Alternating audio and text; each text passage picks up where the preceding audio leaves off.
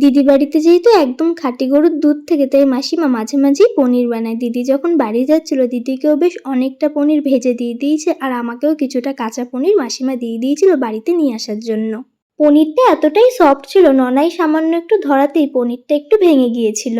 ঘরে ফ্রেশ পনির থাকবে আর আমি সেটা দিয়ে কিছু বানাবো না, সেটা তো কখনো হতেই পারে না। তাই আমি কিছুটা পনির নিয়ে নিয়েছিলাম পকোড়া বানাবো বলে। পকোড়া হয়তো অনেকভাবেই বানানো যায়, কিন্তু আমি বানিয়েছিলাম একদম সিম্পল প্রসেসে। চলো এবার তোমাদের সেটাই বলা যাক।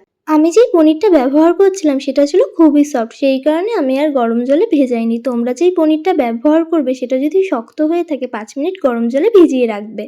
ফার্স্টেই একটা পাত্রের মধ্যে পনিরগুলোকে ছোট ছোট করে পিস করে নেবে। তার মধ্যে দিয়ে নেবে নুন, গোলমরিচ গুঁড়ো, ধনে গুঁড়ো, জিরে গুঁড়ো, লঙ্কা গুঁড়ো, হলুদ গুঁড়ো, 1 চামচ ময়দা, তার সাথে সামান্য একটু কর্নফ্লাওয়ার। তার মধ্যে বিস্কুটের গুঁড়ো দিয়ে সেটাকে ভালো করে মাখিয়ে নিয়ে তেলে ছেড়ে দিলেই তৈরি আমাদের ঘরে তৈরি সিম্পল পনির পকোড়া।